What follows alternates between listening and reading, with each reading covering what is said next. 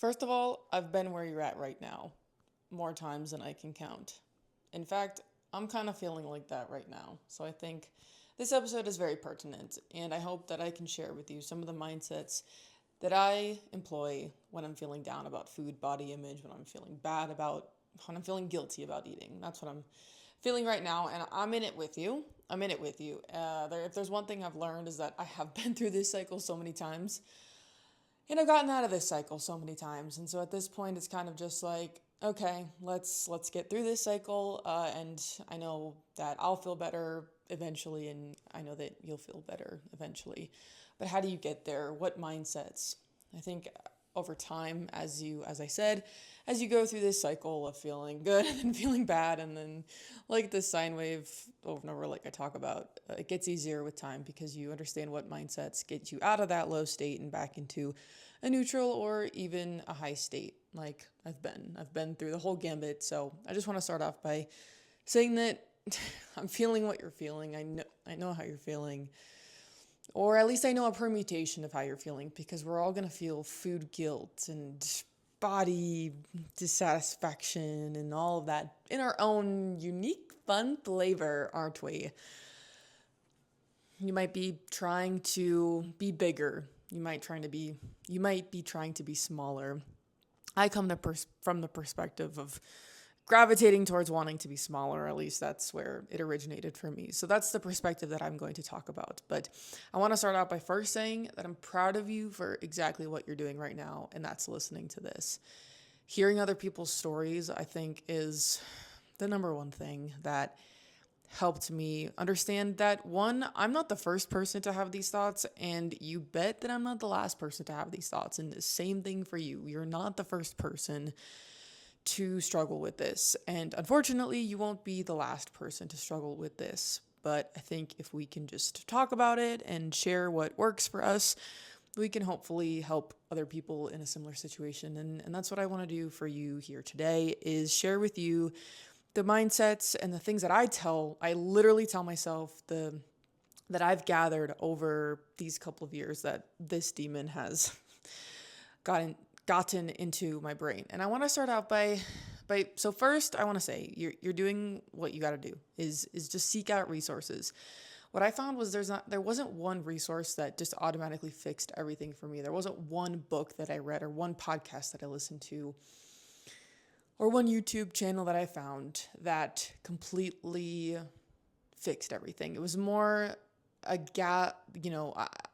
combination of thoughts and ideas that over time shaped it changed the way that I viewed all this. And it was like 0.5% difference here, 1% difference here, that culminates into some, ideas that you can tell yourself that help you get through the darker moments, and make peace with it. And just, it's really an identity shift and it's a culmination of ideas that change, not an identity shift, but a perspective shift, rather. It's got to be a fundamental perspective shift, like very deep, like your worldview has to change a little bit. And so don't get discouraged on yourself if that takes a while. It was hard because I was like, I'm reading The Body Is Not an Apology by Sonia Renee Taylor. I'm watching The Binge Eating Therapist on YouTube. I'm listening to people's stories. Why don't I feel better? Well, it's because those deep fundamental perspective shifts, they do take a while to cement in the brain. But what you're doing right now by seeking out these resources, in my opinion, is the best thing that you can do, because you never know what the thing is going to be that clicks in your head. It's all going to be different for all of us. And so I'm here to share the things that clicked in my head. So getting into it first, it's actually funny because I've been thinking about what I wanted to say in this episode this last week, and just yesterday when I was driving, I had an epiphany, and I'll start with that one. And it's really, if you have, and a lot of these things I'm going to be telling you, but I have to tell these things myself. And it's not like I 100% of the time fully believe them. I have to remind myself of these things. That's partly why I'm making this, because I gathered up this list of things that helped me. So I don't want it to seem like I'm coming on here and saying that I just have everything figured out all the time. No. But I think vulnerability and talking about this, just you're not hiding anymore. At first it was scary to talk about these things, and it can, not scary, but like vulnerable to talk about these things. What if I get judged for talking about these things? But once you start talking about it, you kind of desensitize yourself from the judgment and from the fear of what people are going to think, of judgment. You desensitize yourself from it. It's like, yeah, I'm going to talk about it. So if you notice a behavior or whatever, like I'm not hiding behind this thing that's just inside my head. Because at first, of course, I didn't tell a lot of people, and I think I think that can happen to a lot of people. They just keep it in. So I say that to say the things I'm going to tell you, I have to tell myself. So the epiphany I had yesterday was when I was driving was, if you are within a healthy, like, quote, body, like body composition and everything, it's like, okay, because there's obesity that literally prevents you from being able to sit on airplanes, sit on buses, sit in cars, like literally function. Like there is morbid obesity that causes a day-to-day problem, right? And it causes serious health effects and impacts to your longevity, because there is, so much visceral fat and systemic inflammation in the body. There is that side of things. Now, my lived experience is not that side of things. So if you are what I tell myself, well, what I thought about yesterday was, if I'm a healthy body fat percentage, it really it doesn't matter.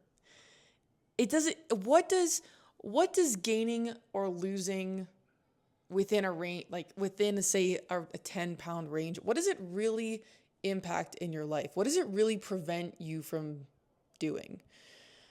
A lot of times when we're anxious about things, it's because, or we have these circular thoughts about these kind of topics, it's because at the root of it, there's some kind of fear. Humans are very fear driven, and it's not going to be obvious. It's not going to be obvious why control of food and fear of gaining a lot of weight is how that's always tied to fear. But if you stop and ask yourself, if you ask yourself the 5 whys, as you may have heard of, digging down, ask yourself why this impacts you, why you care about this so much 5 times. I have found for me, at the root of it, it's fear of not being happy. Because it's a fear of not being loved for who you are. And what's the deeper fear behind or underneath fear of not being loved who you are is fear of lacking finding happiness. Because, in that case, if it's other people's perceptions of you, it's thinking, is there going to be a partner who finds me attractive enough?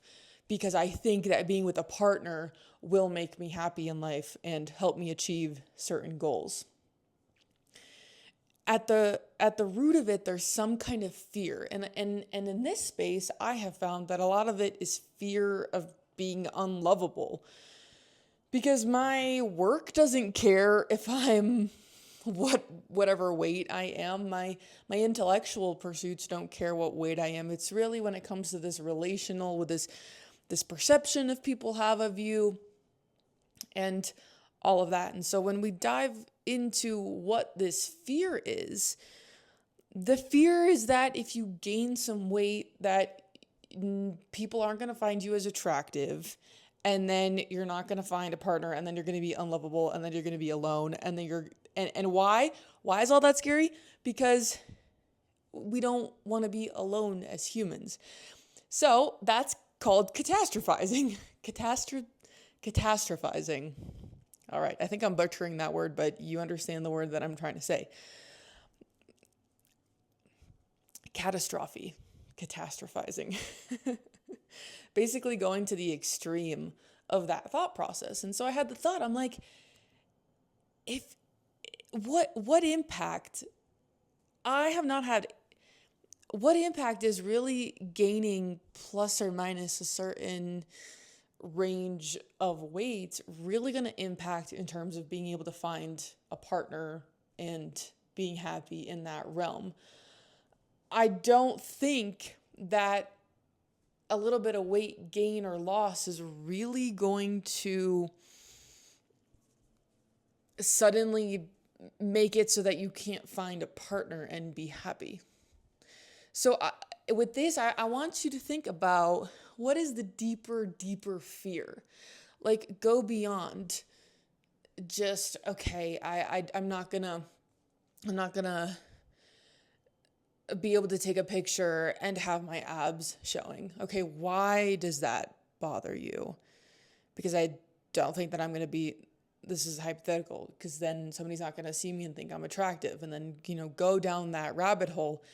And for you, it might be a different root fear, but get down to the root fear and then question it. Like, question, okay, my brain is making this logic sequence that gaining weight means I'm going to end up alone. Like, you gotta make a lot of jumps there to get from point A to point B. And the brain likes to be logical. It likes to have a sequence of things like if then statements. But I want you to question those if then statements, because honestly, like, there's somebody for everybody. Like, if you weigh more, if you weigh less, there's somebody for everybody. And the huge mindset shift that ties in really well here is focusing on being radiant instead of skinny. And I've said this before, and this was a mindset shift that I had mid 2025, when I was struggling. And it was because I just wanted to be skinny. But I had met somebody who was skinny, but I didn't think they were all that beautiful. And there's a girl online named Spencer Barbosa, and she is bigger and she's beautiful. And so I started to question, why do I associate necessarily thinness with beauty when I have this perfect example in front of me of a girl who just, I'm just going to be this is going to be a very candid episode. This is my thoughts. So I don't want to offend anyone here, and I'm going to make that disclaimer. I want to be real with you and actually try to help you. So I'm going to tell you what I actually think. I saw this girl and she was very skinny, but she did not look healthy. Her hair wasn't full. And I don't know what she has going on. This is a person I don't know well. So I'm taking, it's not, I don't want to say that it's personal to her. It's just objectively, I looked at her, she was skinny, and I didn't think she looked all that healthy and radiant and beautiful. But then I look at somebody else who, say, weighs more and has more body fat, but I think she's absolutely beautiful. So it's just this decoupling of weight, inherent body fat percentage, and beauty. And I think a big thing, going back to the first thing, is finding people who have a similar body type as you, and who you can emulate and who you can look up to. And so what I found was, in the women, both thin, both bigger, in between, all ranges, I can look at women and I can recognize their beauty, and I can think that they're genuinely beautiful and independent of their size, right? And so I started to think about what's the common denominator between all these, or not between, but among all of these women. And it's because they had this sense of radiance about them in their own unique way. You can look at big, beautiful Black women, and they just have their own radiance and their own vibe, and they're just, or you can look at a super fit, fitness instructor, right? And she has a completely different body type and a completely different whole vibe to the first woman, but like they both have this essence of radiance and beauty because you know why? Because they take care of themselves and they put effort. And what does take care of yourself mean? It means to put effort into yourself. And as humans, we recognize when there's effort put into something because we associate that with value. And this very interesting when I was learning about architecture and what makes certain architecture look more luxurious, and it's these rounded edges because that takes more effort to manufacture than say an IKEA bookshelf. These edges, these roundness, it's and why do we find beauty in that? Because that resembles nature. And so when you translating that to ourselves, when we put, well, going back to the women, when I see the women who put effort into themselves, and what is effort? That's resources in terms of time and money. We see that as more valuable. I like that. We like that. We recognize there's value in it because this person is valuing themselves. And so we can start on the outside from what radiance is, which is this is how I started, was I thought about what does a radiant woman look like? She has her nails done. She's wearing a matching set. She has her hair sleek, and I started to notice these things. I'm like, okay, and this is what I find attractive, right? Like you can ask yourself, what do you find attractive in these radiant women and start to emulate that. And that was the biggest shift for me. And I have to tell myself this all the time is like, focus on the radiance. Because when I was not eating that much, I was irritable. Okay,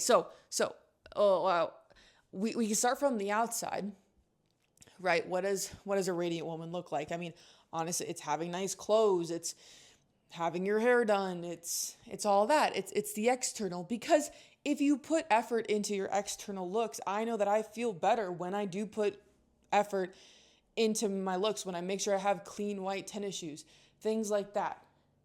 And then let's dive a little deeper because obviously we've all known people that look really, really nice on the outside, but like, let's think about the substance on the inside. And so what I think of in these times is women like Michelle Obama, who on the outside, they have those things that I just described. And then on the inside, they are well educated. I mean, she's a lawyer. She works to get kids in higher education. And just the way she talks, she's so eloquent. Highly recommend her podcast with her brother and her book, Becoming. I mean, she's just the embodiment of a well-educated, beautiful, radiant, well-spoken, influential, impactful woman, right? Like that's the goal. That is the goal. The goal is not to have 13% body fat. And I had to get that through my brain. And I have to still tell myself that. And finding examples of women that you want to emulate, that inspire you, that's independent of the weight, of the physique. I mean, she also takes care of herself. And that's the thing. Like, and what I mean by that is working out and things like that. That's part of it. But becoming a whole radiant woman. And so, when I wasn't eating that much in 2023 because I was trying to get skinny to impress somebody, which I didn't even get the validation from them that I was looking for when I got down to 123 pounds.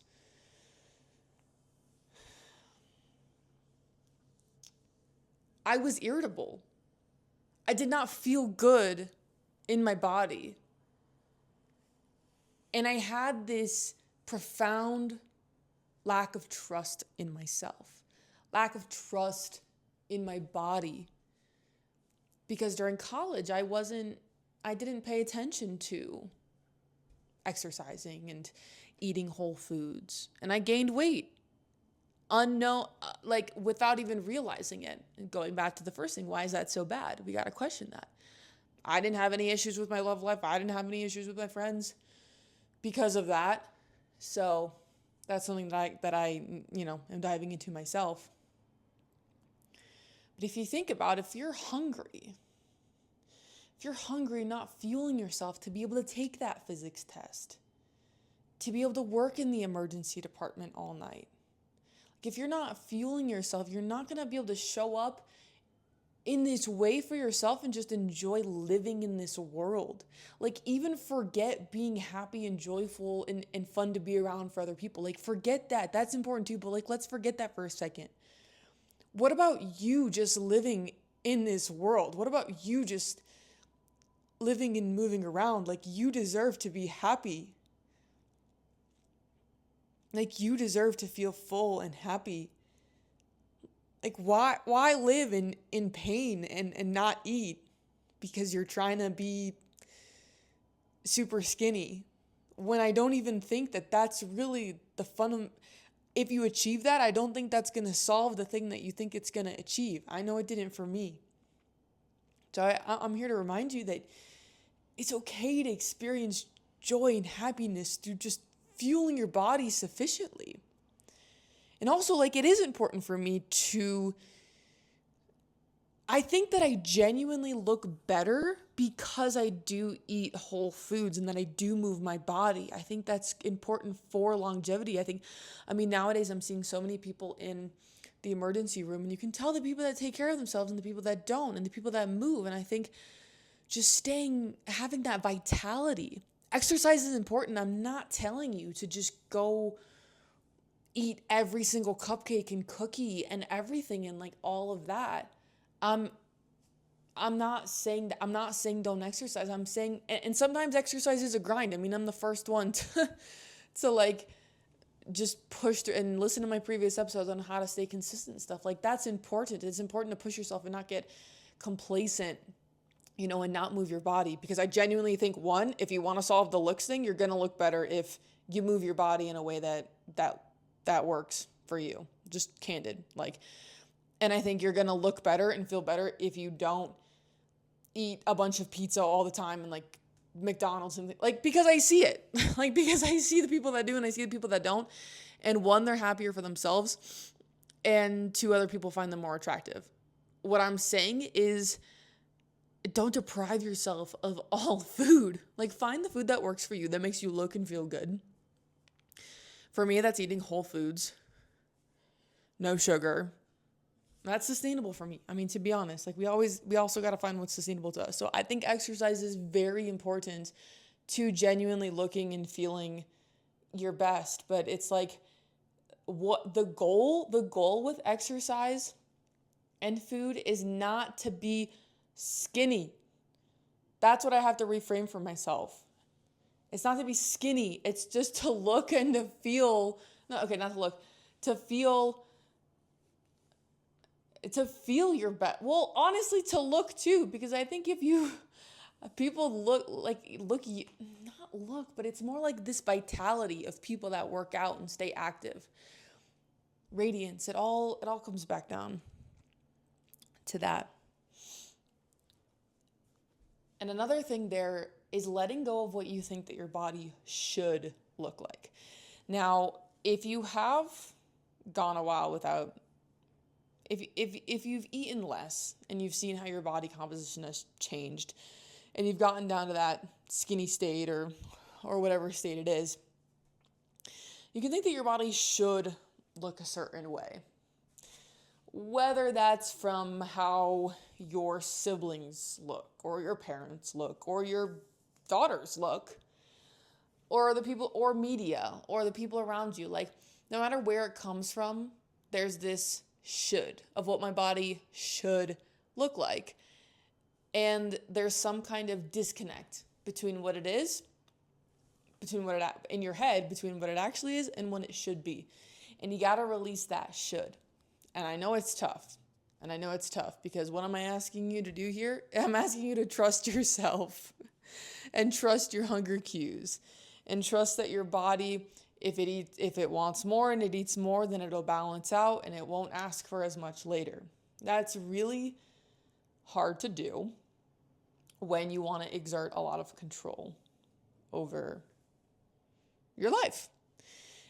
And something that the question that shifted things for me was because people would always say, oh, like food, like what are you trying to control in your life through controlling food and your physique? And I was thinking, I don't need to control anything in my life. Like my life is great. I have all my ducks in a row. I know what I'm doing with my career. I have good friends. Like, I don't know. I didn't feel like I was trying to control something through food. It just never really made sense to me. But what shifted it for me was when somebody asked, what are you not controlling? What are you not controlling? And I realized what I don't control in my life is I don't control other people and how they interact with me. And I understand that people are driven from their own ego and that I don't take things very personally. So I don't control others. But in turn, it's like I double down on controlling myself. And releasing that control is hard because you think that you're going to spiral. And that was a deep-seated fear of mine because in college, when I didn't pay attention to health and fitness, that's when I did gain weight. And so I was always afraid of like, if I don't have the reins super tight, then I'm going to go back to that state. And I was so afraid of being complacent with like eating a little bit more and then eating a little bit more. And then one day I'd wake up and I'd realize, oh, I was like way overweight. That's what my fear was. And see, again, what's a common denominator here? Fear. Fear is the driver of a lot of things. And in this case, it was about not trusting myself. So a lot of that is, trusting your body's natural set point.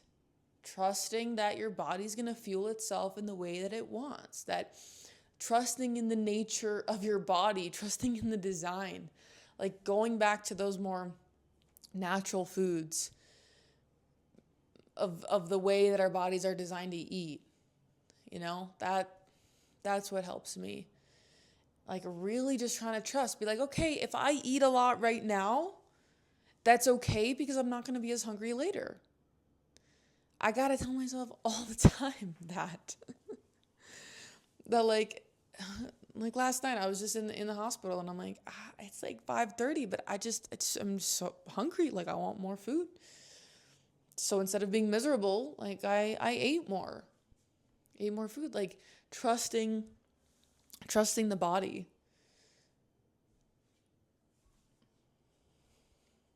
What I do, I keep my meals very simple to reduce food noise and to reduce this constant choosing of food as well.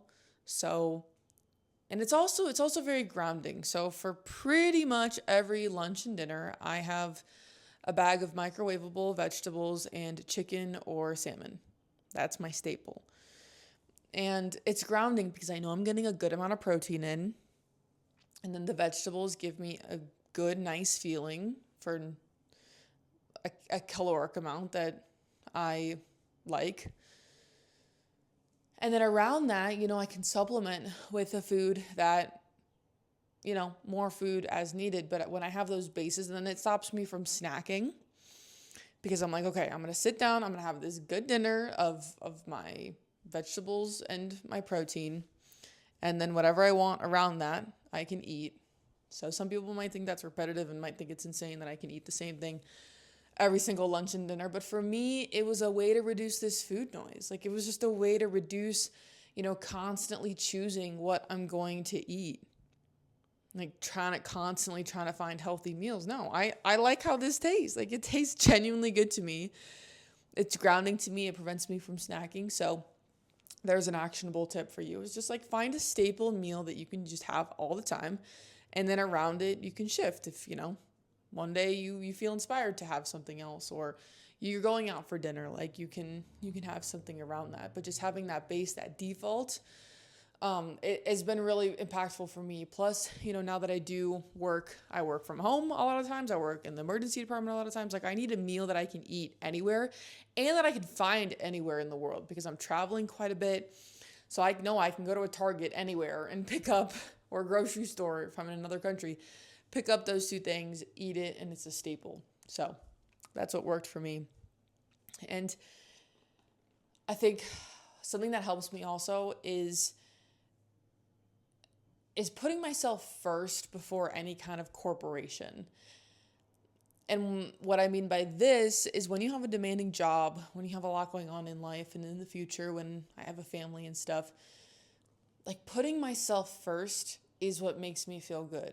Like going in and doing a lift in the morning, putting myself first in that way, getting a run in, like getting my fitness in is a way that I show love to myself, and how I would recommend working on that radiance aspect is putting that effort for yourself and putting that, so resources, time and money, putting that time for yourself before the demands of the day get to you.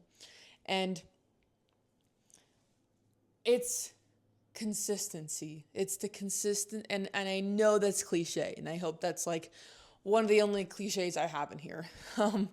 But it's about consistency, and it's about personal minimums. And you can watch my previous episode about how to stay consistent. And it's a big idea of personal minimums. Like, what is something that you can commit to every single day that will lead to a lifestyle that you're proud of, that, a physique that you're proud of. What are those minimum things? So like, even if life gets crazy, I know I can get a 30-minute lift in and a 30-minute run in, get the 30 push-ups in a day, get the 10,000 steps nowadays. Like, what are those things that you can do every single day and rely on those? Because like I said, like, our thoughts are going to go up and down. Our thoughts are going to go up and down so much. And the difference is the people who, as soon as they have a bad thought or a lack of motivation, they stop, versus you just keep chugging along. Like, you just keep doing your absolute personal minimum until you inevitably feel good again. Because that's the thing about life. When you feel down, you're going to feel good again. When you're good again, just know it's going to come back down again. So enjoy it when it's up. With that, it's like, don't trust every single thought that you have in this. I know it's so hard because they feel so enveloping. Like, trust me, I'm in it right now. And you're like, but I see that I have gained more weight. Like, how can I deny those numbers? And it's like, okay, so think about what you need to change. Like, do you need to do a little bit more? Like, a big thing is, like, I love cottage cheese, but if I buy the big tub of it, like, I'm going to eat and eat and eat. So what I do is I set myself up for success by buying the little smaller portions of it. So I'm like, okay, I see my weight going up. I don't, I want to maintain this lower range. So let me just get these portion cups so that I can still eat and not be super, super like tracking every single little number like I was at some points. But like let's just do a little bit more portion control. That's huge. It's like finding little packets of things that just set you up for success and not overeating so much. And trust your actions. Like, don't trust always the thought. There's someone like, your body, it depends on the sleep. It depends, and lack of sleep, the ghrelin and the leptin are all going to be messed up if you don't get good sleep. Like, there's so many factors, your hormones, like where you are in your cycle. There's so many things about the body that we don't like. It's honestly simple. I mean, it's calories in versus calories out. And at the same time, the body is a complex system. It's not a math equation, which is what I had to learn. So trust your actions. Like, trust your actions that you're going to the gym at the cadence you want. Trust that you're getting your steps in. That's the power of the personal minimums, because you don't have to trust these thoughts about your body image that change and this food guilt that comes and goes. What you can rely on is like, did I go? Yes or no? Did I put in effort into this workout? Yes or no? Like, did I try to make a good choice here with food and eat high protein? here, yes or no. Like, rely on the facts. Like, when you can't trust your mind, all right, if you can't trust your mind, trust the facts. Trust the facts of what you've actually done. Stay curious. Stay curious and not critical. This is one that I have to. I can get very critical, but like curious, like ask your back to the beginning of the episode. Ask yourself why you're feeling this, and stay curious about understanding yourself. Like I kind of see myself as the leader of a team, and then also I'm all the teammates. Like I'm a basketball team, I'm the coach, I'm the star player, I'm everyone, right? And like we have to like check in like what's going on with all the team members. Like there's a lot going on here. Okay, that metaphor needs work. I just thought of it yesterday when I was listening to a leadership podcast. Okay, I'll work on that one and come back to it. And the thing I want to leave you with is that healing is when you keep learning and you don't stop. I want to rephrase that actually. Healing is when you keep learning and you keep going.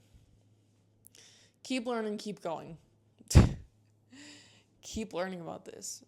Keep learning about what other people have told themselves and tell themselves, and to feel better about this topic.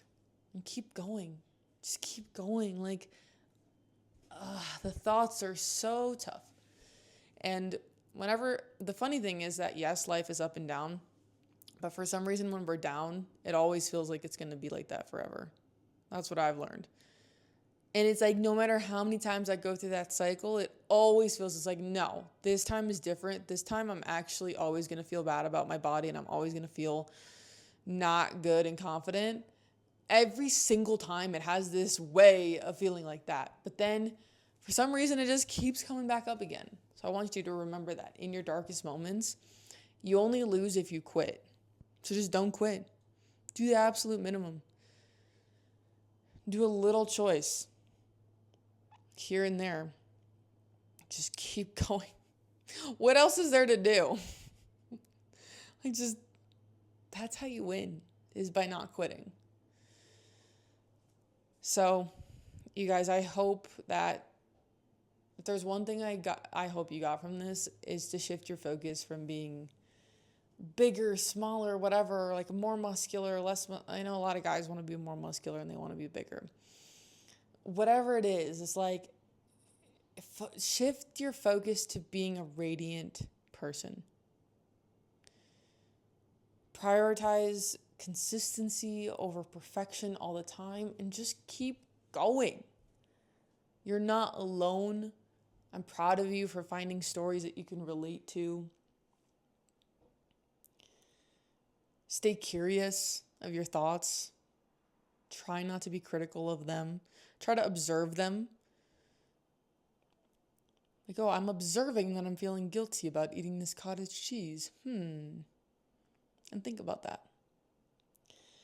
And lastly, healing is when you keep learning and you keep going. I'm here with you. This is why I have this whole series, this You're Not Alone series, because you're not alone.